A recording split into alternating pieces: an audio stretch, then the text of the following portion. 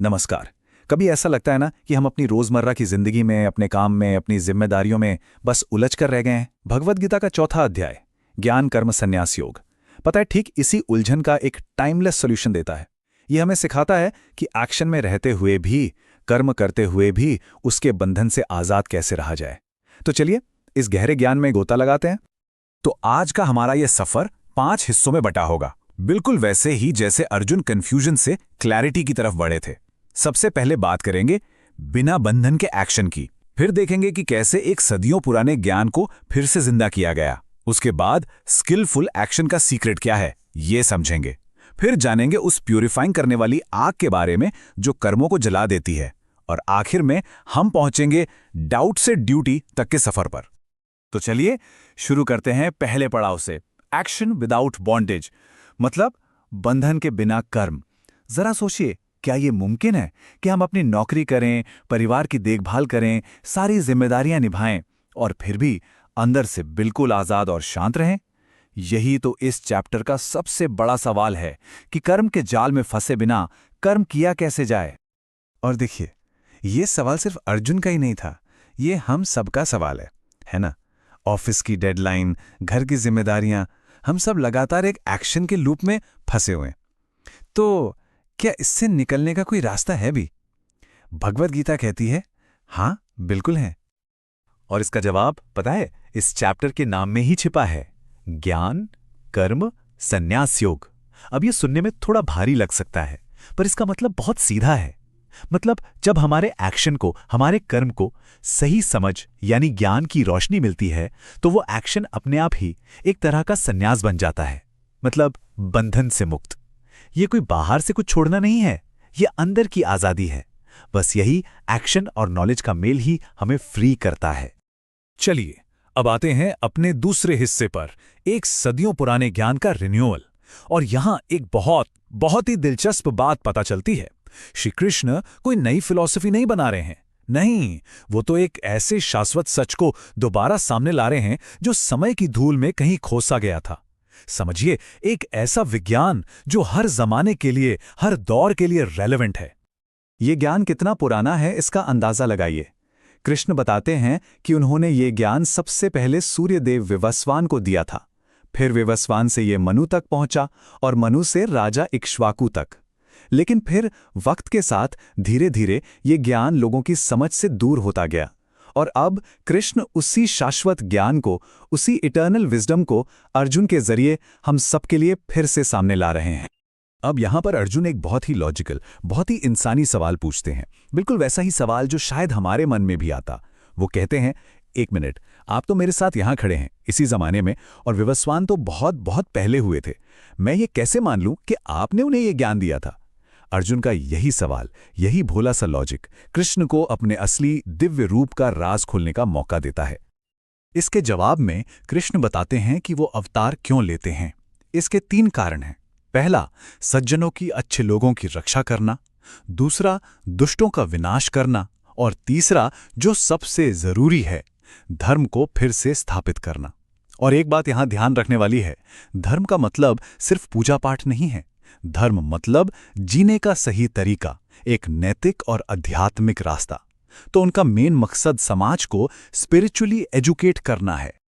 तो फिर इस डिवाइन सीक्रेट को जानने का फायदा क्या है, रिवॉर्ड क्या है? कृष्ण कहते हैं कि जो भी उनके इस दिव्य जन्म और कर्म के रहस्य को सही सही समझ लेता है, वो फिर इस जन्म मरण के चक्कर से हमेशा के लिए आजाद हो जाता है। ये सिर्फ एक जानकारी नहीं है, ये तो समझिए मुक्ति का पासपोर्ट है। ठीक है, तो अब थ्योरी से प्रैक्टिकल की तरफ चलते हैं। हमारा तीसरा सेक्शन है कुशल कर्म का रहस्य, या कहिए सीक्रेट ऑफ स्किलफुल एक्शन। ज्ञान की बातें तो हो गईं, पर इसे अपनी रोज की जिंदगी में लागू कैसे करें? क्या करना सही है और क्या नहीं? चलिए इस पहेली को मिलकर सुलझाते हैं। देखिए, कृष्ण खुद ये बात मानते हैं कि एक्शन का ये जो टॉपिक है ना, ये बहुत कॉम्प्लेक्स है। वो कहते हैं कि कर्म का रास्ता इतना गहरा है कि बड़े बड़े ज्ञानी लोग भी इसे समझने में कंफ्यूज हो जाते हैं।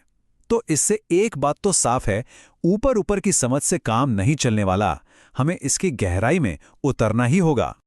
तो चलिए कर्म को समझने के लिए इससे 3 हिस्सों में बांटते हैं। पहला है कर्म, यानी वो काम जो हमें करने चाहिए, हमारी ड्यूटीज, पूरी ईमानदारी से। दूसरा है विकर्म, मतलब वो काम जो वर्जित हैं, जो गलत हैं, जैसे किसी को धोखा देना। और फिर आता है सबसे जरूरी अकर्म। अकर्म का मतलब है ऐसा एक्शन जो बिना किसी पर्सनल फायदे या रिजल्ट की चिंता के किया जाए, और यही अकर्म हमें आजादी की तरफ ले जाता है। और अब आते हैं इस चैप्टर के सबसे मुश्किल लेकिन सबसे दिलचस्प हिस्से पर, कर्म में अकर्म और अकर्म में कर्म। सुनने में कंफ्यूजिंग है ना? पर इसे एक उदाहरण से समझते हैं। सोचिए एक सर्जन के बारे में जो एक मुश्किल ऑपरेशन कर रहा है। वो शारीरिक रूप से पूरी तरह एक्शन में है, पर उसका मन शांत है। वो सिर्फ अपना काम कर रहा है, रिजल्ट से डिटैच्ड होकर। ये है कर्म में अकर्म, यानी एक्शन में होते हुए भी इनएक्टिव रहना। अब दूसरा केस सोचिए। कोई इंसान सोफे पर आराम से बैठा है, कुछ नहीं कर रहा, पर उसके दिमाग में क्या चल रहा है? दूसरों से जलन, गुस्सा, इच्छाएं। उसका मन कर्मों का बवंडर बना रहा है। ये है अकर्म में कर्म, यानी बाहर से इनएक्टिव पर अंदर से पूरी तरह एक्टिव। कमाल की बात है ना? तो फिर ऐसे ज्ञानी इंसान को पहचाने कैसे? उसके कुछ लक्षण हैं। पहला, उसके सारे काम किसी पर्सनल इच्छा से नहीं होते। दूसरा, उसके कर्मों का जो फल होता है वो ज्ञान की आग में जल जाता है, मतलब कोई कर्म बंधन नहीं बनता। वो जो भी अपने आप मिल जाए उसी में खुश रहता है, उसे किसी से जलन नहीं होती। और सबसे बड़ी बात, वो कामयाबी और नाकामी दोनों में एक जैसा रहता है, बैलेंस्ड, न बहुत ज़्यादा खुश न बहुत ज़्यादा दुखी। चलिए अब अपने चौथे सेक्शन में चलते हैं, वो आग जो सब कुछ शुद्ध कर देती है। अच्छा, जब हम यज्ञ शब्द सुनते हैं तो दिमाग में क्या आता है? एक हवन कुंड, आग, मंत्र, है ना? पर गीता यहां पर यज्ञ की परिभाषा को एक बिल्कुल नया मतलब देती है। ये एक अंदर की आग है, एक इंटरनल फायर, और इसमें जो सबसे बड़ी चीज डाली जाती है वो है ज्ञान। तो असल में ये यज्ञ है क्या? इसका सीधा सा मतलब है किसी बड़े, किसी ऊंचे मकसद के लिए अपनी छोटी छोटी इच्छाओं को, अपने स्वार्थ को त्याग देना।